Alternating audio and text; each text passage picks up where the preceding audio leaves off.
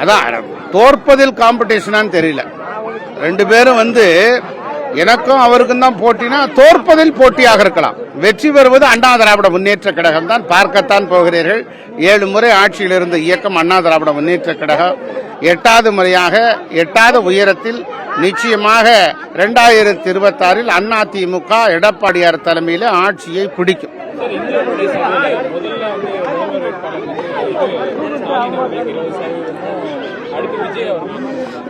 கருத்து கணிப்பு எல்லாம் திணிப்புங்க. எந்த கருத்து கணிப்பு இதுவரை உண்மையாக இருக்கிறது?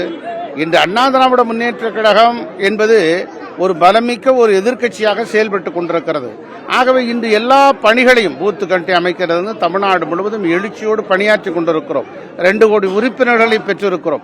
ஆக அண்ணா திராவிட முன்னேற்ற கழகத்தில் ஏற்கனவே முதலமைச்சராக 4 வருட காலம் பணியாற்றி விட்டார் அண்ணன் எடப்பாடியார் அவர்கள்.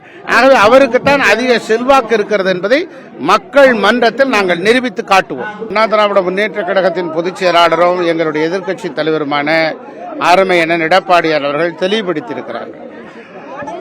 டெல்லிக்கு சென்று உள்துறை அமைச்சரை சந்தித்து தமிழ்நாட்டின் நலன் கருதி பேசினோம் என்பதுதான் அந்த கருத்து. அந்த கருத்து தான் எங்களுடைய கருத்தும் கட்சியினுடைய கருத்தும் கூட.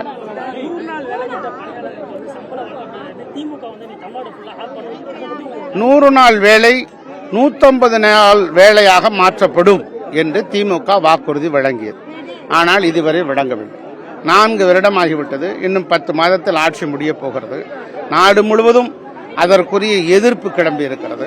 மேலும் 100 நாள் வேலைக்கே 5 மாதம் 6 மாதம் சம்பளம் வரவில்லை. ஆகவே இந்த நிலையில்தான் இந்த ஆட்சி இருக்கிறது. திராவிட முன்னேற்ற கழகத்தின் ஆட்சியை எதிர்த்து மக்கள் கொந்தளிக்க தொடங்கிவிட்டார்கள். 100 நாள் வேலை செய்தவர்களுக்கே எங்களுக்கே சம்பளம் இல்லையே என்கிற கண்ணீரும் கவலையும் தெரிக்க அவர்கள் சொல்லி வருகிறார்கள். ஆகவே இதை திசை மாற்றுவதற்கு மடை மாற்றுவதற்கு மத்திய அரசு நிதி தரவில்லை என்று ஒரு போராட்ட அறிவிப்பை ஒரு நாடகத்தை திமுக இன்று அரங்கேற்றி இருக்கிறது. இந்த நாடகம் மக்கள் மத்தியிலே எடுபடாது. 100 நாள் வேலைக்கு சம்பளம் ஒதுக்க வேண்டும் என்று எங்கு போராட வேண்டும்? திமுக நாடாளுமன்றத்தில் 40 உறுப்பினர்களை கூட்டணி கட்சியோடு பெற்றிருக்கிற அவர்கள் அங்கு அது கோரிக்கை விட வேண்டும். சம்பந்தப்பட்ட அமைச்சர்களை சந்திக்க வேண்டும். அதை விடுத்து மக்களை சந்தித்து திசை திருப்புகிற முயற்சியாகத்தான் இதை நாங்கள் பார்க்கிறோம். செய்திகளை உடனுக்குடனும் துல்லியமாகவும் தெரிந்து கொள்ள சப்ஸ்கிரைப் பண்ணுங்க.